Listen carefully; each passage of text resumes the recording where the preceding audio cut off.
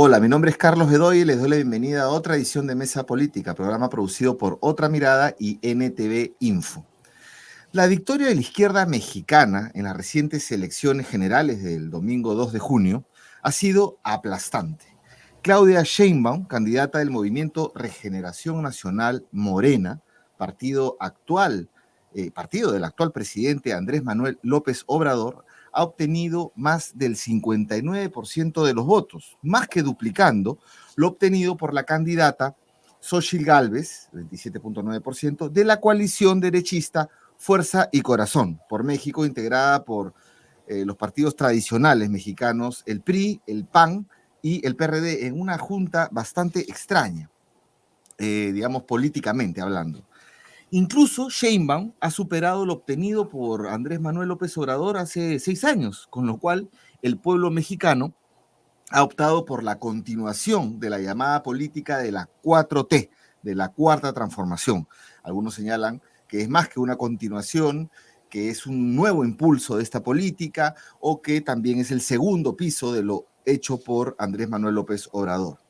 Asimismo, Morena, que junto al Partido del Trabajo y al Partido Verde Ecologista en la coalición Sigamos Haciendo Historia, ha obtenido la mayoría de los gobiernos federales en 24 de 32 gobiernos federales en México. México es un estado federal, y también ha barrido en las cámaras de diputados y de senadores. Ha sido una tanda que ha dado el partido del actual presidente, encabezado en esta elección por la candidata Claudia Sheinbaum, actual presidenta electa de México. Para hablar de las implicaciones de estos resultados en México, pero también de su impacto en América Latina y cómo entender esta victoria desde el Perú, nos acompaña Óscar Ugarteche. Él es economista y doctor en historia, y quien desde la Universidad Nacional Autónoma de México observa atentamente los procesos políticos, económicos y sociales en México, en la región, en el mundo. Óscar es un peruano que radica hace muchos años en México, en la actualidad también es ciudadano mexicano, es decir, una voz autorizada para analizar esta elección desde una óptica peruana y para entender desde el Perú lo que implica este resultado. Óscar, un placer tenerte aquí en esa película. Un gusto, Carlos, y gracias por la invitación. Bueno, primero, ¿qué significa esta victoria? Porque México es un paisote, ¿no? Es un país G20, es uno de los países más importantes de América Latina, vecino de Estados Unidos. ¿Qué significa esta victoria en el actual contexto regional y mundial? Bueno, yo creo que lo que nos dice esta victoria es que siempre hay movimientos a contracorriente, ¿no? La tendencia general es a la derecha extrema, es la tendencia general en Europa, en Estados Unidos y en América Latina, y México nos está mostrando, igual que en los años 30, que puede haber una tendencia al contrario. México en los años 30 tuvo su revolución y consolidó su revolución. Cuando los movimientos fascistas estaban prácticamente en todos los países, ¿no? Es una cosa similar. Es decir, es un país que va a contrapunto, a contrapelo, y, y ha mostrado otra cosa, que es que el discurso político y políticas de redistribución pueden tener un impacto sobre el electorado que el crecimiento económico mismo no tiene. Y eso contraría, digamos, la idea de que es el crecimiento económico lo que le dé el éxito a los gobiernos. Este ha sido un gobierno sin crecimiento económico. Hemos tenido 6 años, entre 19 y ahora, con muy poquito crecimiento económico acumulado. En parte porque primero se aplicaron políticas de ajuste y entonces se tiró abajo el consumo. Después vino el COVID. Después vino el orientar el gasto público hacia todo lo que tenía que ver salud, que claro, salva vidas, pero en términos de Producto Bruto hace muy poco. Entonces, no hay, en términos de crecimiento económico, grandes logros. En cambio, hay 25 millones de familias que reciben un ingreso básico universal, sin condiciones. Y eso distribuye el ingreso. Y es esa distribución del ingreso a esos 25 millones de familias, y yo creo que ha sido muy importante. Lo otro que ha sido muy importante ha sido el discurso político, es decir, tener una política de comunicación presidencial continua, donde el presidente puso la agenda política, o pone la agenda política todos los días, En las mañaneras, en las mañaneras. 2, 3 horas con toda la prensa. Eso hace toda la diferencia. Eso lo hacía Chávez también, lo hacía Rafael Correa también. Y eso, sin duda, en un país que durante 70 años fue gobernado por el PRI y un poquito, 14, por el PAN, tener un presidente que se comunica, que habla, que dice, que se opone, que discute, aunque pueda no gustarnos el estilo en que lo hace, pero ciertamente ha colocado la agenda política. Es más, él coloca a la candidata que puso la derecha como candidata a la presidencia. Él la puso. Él dijo, la mejor persona para candidatear por la derecha es una persona nacida del pueblo, Xochitl Gálvez, que además ha logrado lo que ustedes dicen que es lo más importante, el éxito. Xochitl Gálvez es una self-made woman, o sea, ella se ha hecho a sí misma, ha hecho fortuna y lamentablemente lo que mostró en la campaña electoral es que era una persona muy poco formada, con muy poca formación. Y eso fue pues lamentable. A la hora de las discusiones era evidente que ella no tenía formación. No tenía formación política, imagínense. O sea, no tener formación política y hacer una campaña de la presidencia era un poco como Castillo, ¿no? O sea, la derecha votó por ella como votó la izquierda por Castillo, era un acto de fe. O sea, vamos a votar porque ese es nuestro Castillo en el candidato, Perú. pero en realidad, lo que se llama solidez, ninguna. O sea, tú, Ninguna solidez. digamos, el principal factor de esta victoria en la política de Andrés Manuel López Obrador, tanto en la redistribución de la renta como en su política de comunicación. Es bastante diferente a lo que pasa en el Perú, que tenemos una presidenta que hace más de 50 días que no da cara a la prensa. Eh, Bueno, es, pero es- otra cosa explica este triunfo. ¿Qué otra cosa? Ella, Claudia Sheinbaum. claro, ella ha sido la alcaldesa de Ciudad de México. Yo Ujú. quiero que recordemos que Ciudad de México es una megalópolis que con sus bordes son 26 millones de personas. 26 millones de Es personas, el claro. Perú, digamos. Buena parte del Eh, Perú, ¿no? y ella le ha comenzado a transformar el transporte público de pasajeros por transporte eléctrico, bueno, con empresas chinas. Ha mejorado el sistema de metro, ha mejorado los troleibuses, ha hecho una ruta de segundo piso para troleibuses en zonas que están sumamente congestionadas. Entonces, el troleibús no corre sobre la pista, sino corre encima de la pista, en un segundo piso, es eléctrico y va rápido de un extremo al otro. Y con eso descongestiona una zona sumamente congestionada de Iztapalapa, que es donde Clara Claro. Brugada era la alcaldesa. Clara Brugada gana en la ciudad, entre otras cosas, por sus logros en Iztapalapa. Entonces, Clara, una mujer además muy feminista, ¿no? Es muy casi el feministas, movimiento feminista que. las dos son muy feministas. Claro, pero Y Claudia además, Sheinbaum tenía ciertas, algunos encontrones con el movimiento feminista cuando fue jefa de gobierno mexicano, pero igual representa esa sí, agenda. digamos, Pero Clara, la alcaldesa de Iztapalapa, ella sí es básicamente orgánica del movimiento feminista. uh-huh.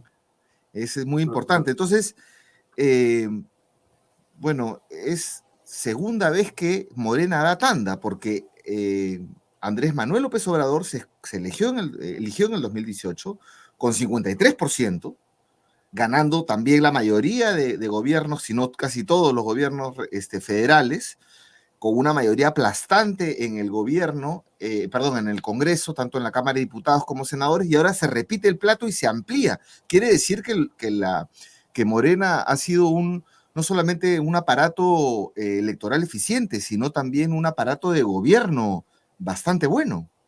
Pues sí, sí, sí. O sea, además han tenido varios aciertos. No, no le pidamos a México una política antiimperialista.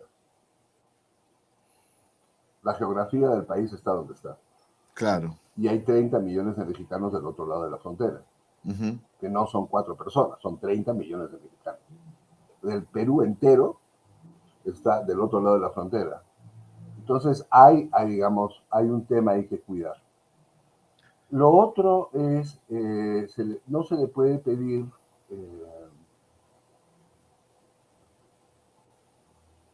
el tipo de radicalidad al que estamos acostumbrados en América del Sur. El tipo de radicalidad de Cristina Fernández, digamos, ¿no? Con discursos que golpean duramente al gran capital. Ese tipo de cosas, acá eso no ocurre. La política a la mexicana consiste básicamente en llevar la fiesta en paz y tratar de cambiar las cosas llevando la fiesta en paz. Y entonces, una que ha sido sumamente acertada es cobrarle a las empresas que no pagaban impuestos los impuestos que debían. Y eso no es un discurso ni del presidente ni del ministro de Hacienda. Esa es la encargada de impuestos que dice, le vamos a cobrar impuestos a la empresa tal porque no ha pagado. Y al grupo alemán, al grupo de los descendientes del expresidente Miguel Alemán, que tenían Interjet y muchas empresas más, ellos eran los dueños de Acapulco inicialmente, les cobraron los impuestos. Y Eso básicamente es paradójico, ¿no, y Oscar? los han Porque, quebrado, los han quebrado. es decir, Eso sin decir nada. O sea, estamos cobrando impuestos, no estamos no han haciendo hecho reforma política, fiscal no. y ha aumentado la recaudación. El O sea, ha habido una cálculo política fue, contra el fraude. el cálculo fue, si nosotros le cobramos a los que no pagan, subimos la presión fiscal a 24. Y ¿Y comenzaron a hacerlo. Y desde dónde? funcionó. Desde como de 16 o 15, ¿no? Que 18, tenía México. 18. Bueno, no sé 18. si bajó hasta 16, pero digamos, el histórico es 18. Lo subieron a 24. No sé dónde se ha estabilizado, si es que se ha estabilizado, pero fue un empujón para poder, entre otras cosas, distribuir los 25 millones de ingresos mínimos universales, que cuestan 3.9% del PIB. Ahora, Con la ese derecha, 3.9, sí. no digo que solamente en este tema, porque hablábamos antes de que comience el programa sobre que Claudia Sheinbaum incluso está un poquito más a la izquierda que López Obrador, pero hay un Sí. susurro en la derecha mexicana y también en la derecha peruana de que puedan cooptar este triunfo, de que Claudia Sheinbaum termine siendo una especie de Lenin Moreno en México. ¿Hay una posibilidad de eso? Ninguna. Ninguna. No, si Eh, se han leído lo que ella ha escrito sobre Palestina, es no, notable. no, y ella Es viniendo de una notable, familia porque judía, además, ¿no? Ella es ella descendiente judía. dice, yo vengo de una familia judía, mis abuelos salieron corriendo perseguidos, mis padres salieron corriendo perseguidos por los nazis porque eran comunistas y judíos. Y yo estoy acá por todos ellos y yo vengo de esa tradición. Eso no te da Lenin Moreno. No, no, Claro. no, no, no, no. Y en Eso lo ese que te sentido, da es una sí, mujer radical de izquierda. efectivamente, todo apunta a eso, pero siempre, bueno, como se dan mucho las cooptaciones, Ah, entonces sí. como que hay esa esperanza Sí, para o los sea, sectores que la derecha perdieron, ¿no? tiene dos esperanzas. Una es que dice, bueno, esto va a ser un gobierno autocrático. Lo cual quizás, ¿no? Porque como tienen tanta mayoría en todos los poderes, van a poder pasar todas las reformas que quieran sin mayor discusión. Claro. Y eso es una cosa muy temida, sobre todo por la reforma de pensiones. La reforma de pensiones asegura que el Estado le asegura a las personas mayores sus ingresos. Con lo cual, toda la cosa de las AFPs, yo no sé cómo va a quedar eso, pero porque nadie se va a pelear con las AFPs. pero sí están diciendo el tema de las pensiones para personas mayores de 65 es un tema público. Eso está en la reforma. La otra reforma constitucional que es tan importante y que está sacando muchas ronchas es los jueces van a ser electos. Los jueces no van a ser nombrados dentro del Poder Judicial, sino van a ser electos. El Poder Judicial siempre tan polémico en todos los países de América En todos Latina. los países y acá en México, que tiene una historia de corrupción con el PRI, tan análoga a la corrupción del fujimorismo y a lo que estamos viviendo en el Perú de ahora, es el mismo tipo de corrupción. Decir eso es abrir la posibilidad de que entren jueces que no son del aparato que está ahí adentro manejando los problemas día a día. Que van a entrar jueces que la gente cree que son honestos, Claro. como en Ahora, Estados Unidos. Y eso, como en Estados Unidos. Es el único país que yo conozco que elige jueces es Estados Unidos. No puede ser que haya otros. Pero ese modelo es un modelo que impide que el Poder Judicial sea cooptado. claro. No, no hay forma. Eso implica cambio de la Constitución. ¿Se viene una reforma Sí, grande de la Constitución, una asamblea con 20, constituyente en hay México? 20, sí, claro. No, no es una, ahí está, no es una asamblea constituyente. Es una reforma, son 20 reformas. No sé si has visto una nota que escribí que está circulando por ahí. Ujú. Ahí están las 20 reformas. Y esas 20 reformas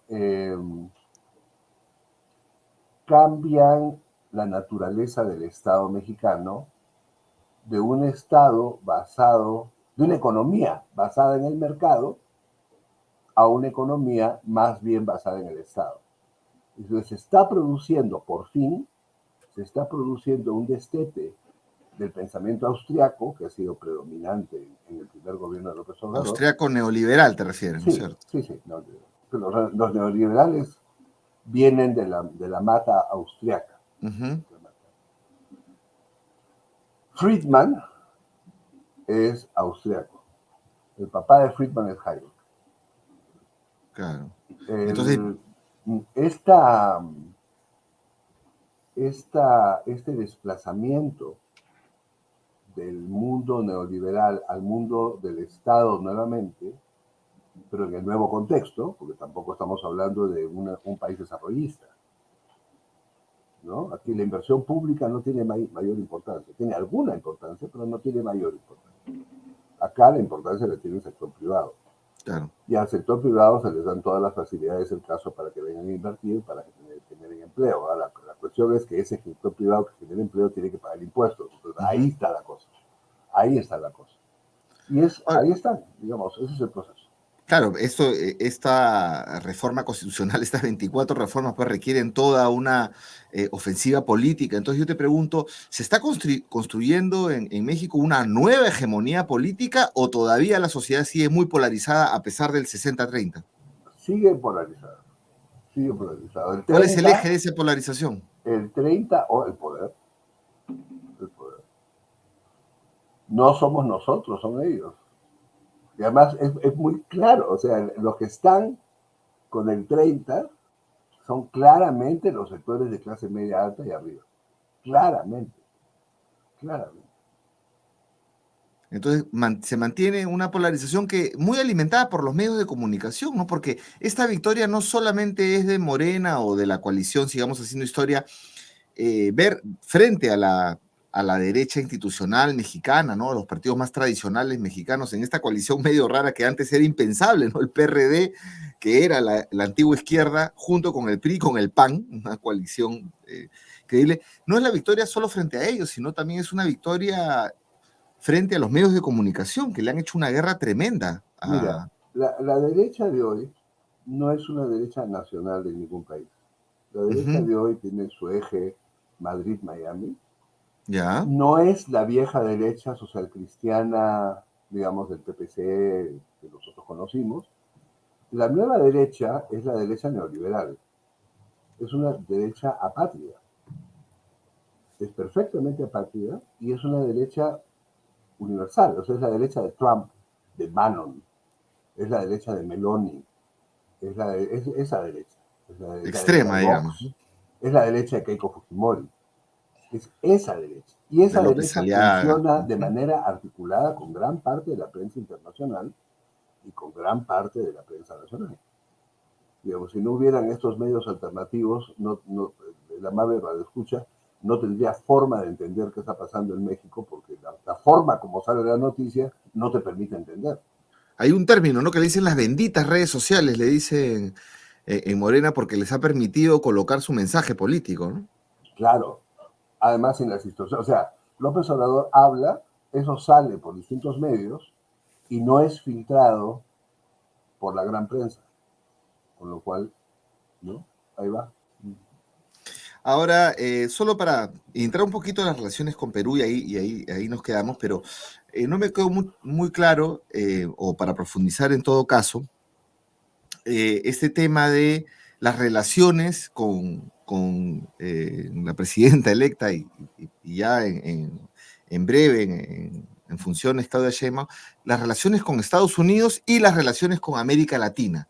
¿Va a haber algún cambio? Sí, sí. Yo creo que Sheinbaum, a diferencia de López Obrador, yo creo que sí va a viajar. Ella sí conoce el sur y sí, yo creo que entiende qué pasa en América Latina. Yo creo que López Obrador no. Y, y ella tiene en ese sentido mucho más control escénico sobre las respuestas del gobierno mexicano ante los distintos eventos en Sudamérica, ¿no? Ahora, No, eso por ejemplo, no quiere CELAC, decir, ¿no? Que va a ser en Honduras, CELAC, sí, claro, pero eso eh, no quiere decir que le vayan a pasar al gobierno peruano por alto, que tiene una presidenta que no es legítima.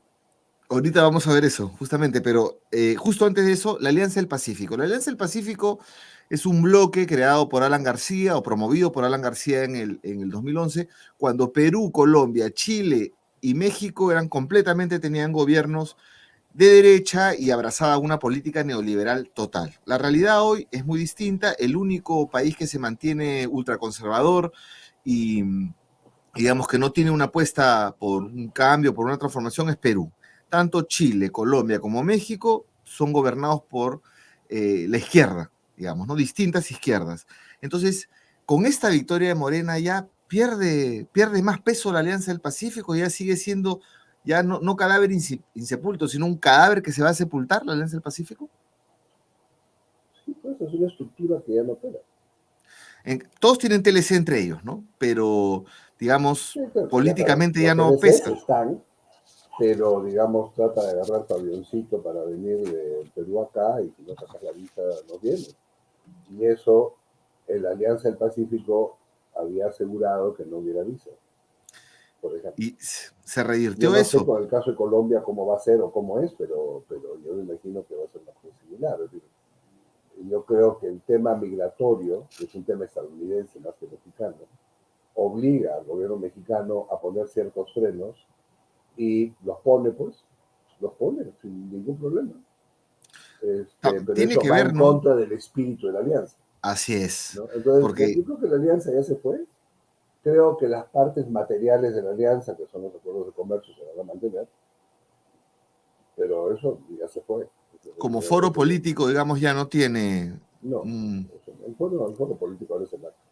Ahora, las relaciones de gobierno mexicano con el gobierno peruano, pues vienen mal desde que Dina Boluarte asaltó el poder Sí, con quienes perdieron las elecciones en el 2021, aprovechando este golpe fallido, o así también es. llamado como el golpe más estúpido de la historia, eh, dado por el expresidente Castillo. AMLO no reconoció a Dina Boluarte, tiene asilada a la familia de Castillo y lo hubiera asilado a él si no lo hubieran apresado. ¿Es posible que esa relación mejore con Claudia Sheinbaum? No, no. Hasta que México no no va a salga. reconocer a un gobierno legítimo. Claro. Entonces, Punto. Como eh, Colombia no va a reconocer un gobierno legítimo. claro, entonces sigue esa tensión porque desde poco, digamos, en el Perú nos miramos el ombligo, y poco se sabe de los países incluso de al lado, de Ecuador, de Oye, Bolivia. en el Perú nos miramos el ombligo y somos cortos de vista. Ni siquiera llegamos a vernos el ombligo. Claro, entonces Eh, no se ve, no se puede apreciar la magnitud de esta victoria en México y lo que ello implica y el gran bache que tiene en este momento la política exterior peruana con México. Bueno, pero tenemos que entender que el Perú es el último reducto de la derecha, esta derecha del eje Madrid-Miami. Es el último reducto, ¿no?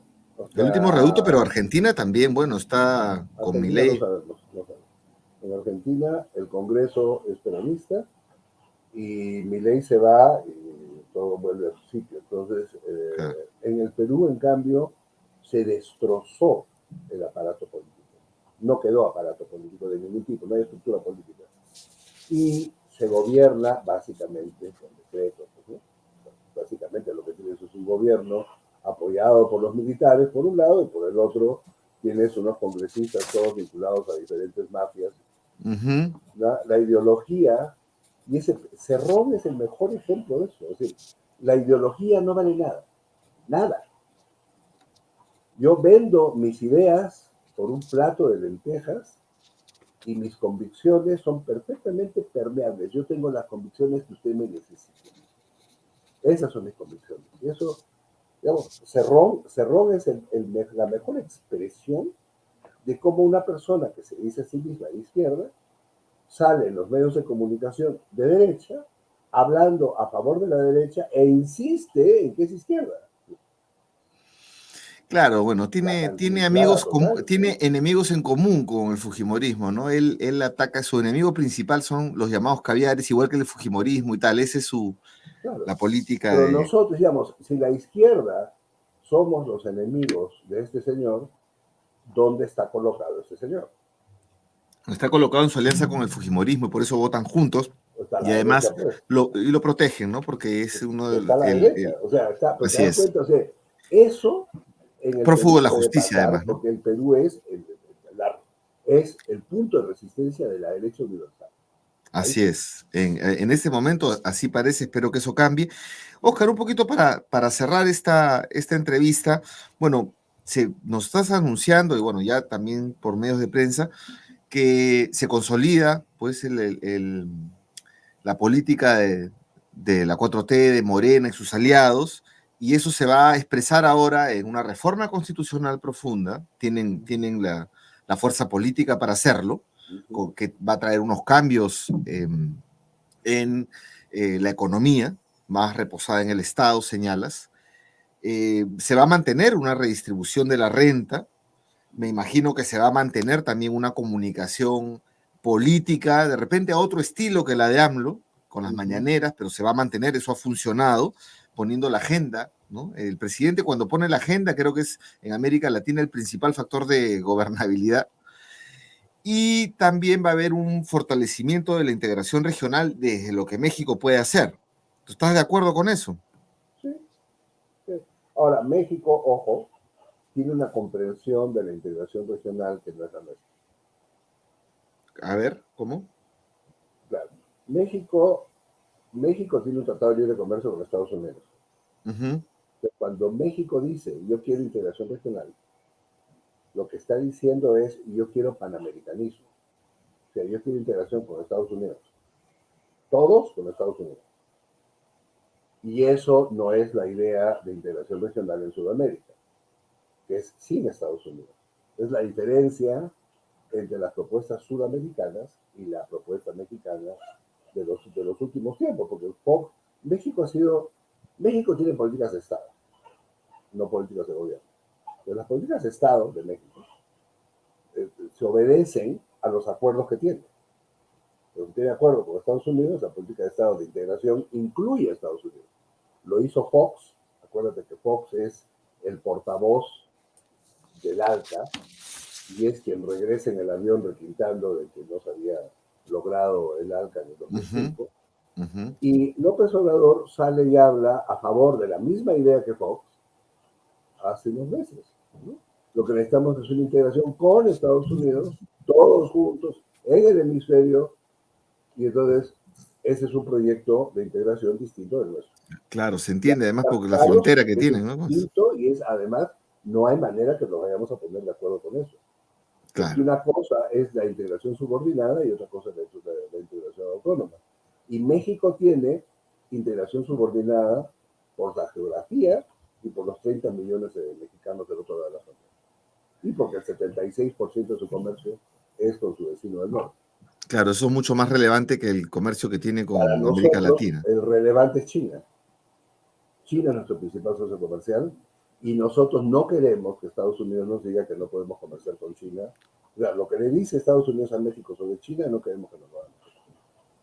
Bueno, y ahora además que vamos a tener el megapuerto de Chancay, que es una inversión china aquí que va a cambiar Y la un guerra, poquito y la guerra que le van a hacer a ese puerto de Chancay los gringos a través de la derecha peruana, ¿no? Sí, sí, lo han estado haciendo, efectivamente, pero todo parece que va en marcha con ese Es un megapuerto que nos va a dar una ruta superpuerto, directa, ¿no? Sudamérica-China. además es importantísima porque con ese puerto nosotros nos podemos articular como país con los vecinos.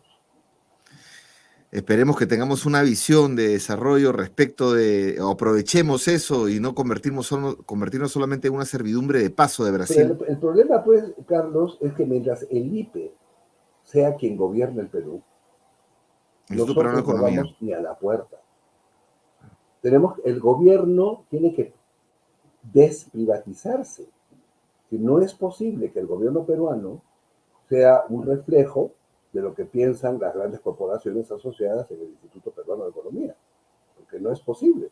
Ellos son los que han hecho este desastre de mantener a Dina, que no tiene apoyo popular, y tirarse abajo la tasa de inversión. Claro, Ellos, 5% en el nombre está de en el que margen de no hay error. alternativa y esto nos da estabilidad, bueno, si no hay alternativa, la buscas, mijito. La buscas. Pero no puedes tener a una Claro. presidenta que por otro lado aparece con joyas de $50,000 en el brazo diciendo que ella es una mujer pobre, no me friegue. Pues. O sea, si Sí, nadie se ha dado cuenta, para los que no otro tipo saben, de problemas hay en el tiene Perú, en ¿no? el brazo derecho, tiene un aro con brillantes de Cartier, que cuesta $50,000. Está todo Claro. el mundo preocupado por el Rolex del lado izquierdo. No, Sí, sí, miren el brazo sí. derecho. Es El muchísimo más interesante el brazo tipo de derecho. problemas que hay en el Perú Y no se cuando lo creo quita. que necesitaríamos tener los problemas que hay en México, ¿no? Donde hay políticas de Estado, por lo menos. Pero bueno, Sí, pues. a ver Para si eso llegamos a necesitamos ser, Estado. no somos, necesitamos Estado, no somos, casi que ya no somos país, o que somos un ex país, como se dice por ahí. Pero bueno, en fin, muchas gracias, Oscar. Yo te agradezco mucho por estas reflexiones y bueno, siempre manteniendo el contacto contigo, que siempre con mucho análisis agudo miras, observas la política mexicana, latinoamericana y global. Te agradezco, querido Oscar. Un Gracias, fuerte Carlos. abrazo y con ustedes, amigos y amigas, será hasta una próxima edición aquí en Mesa Política.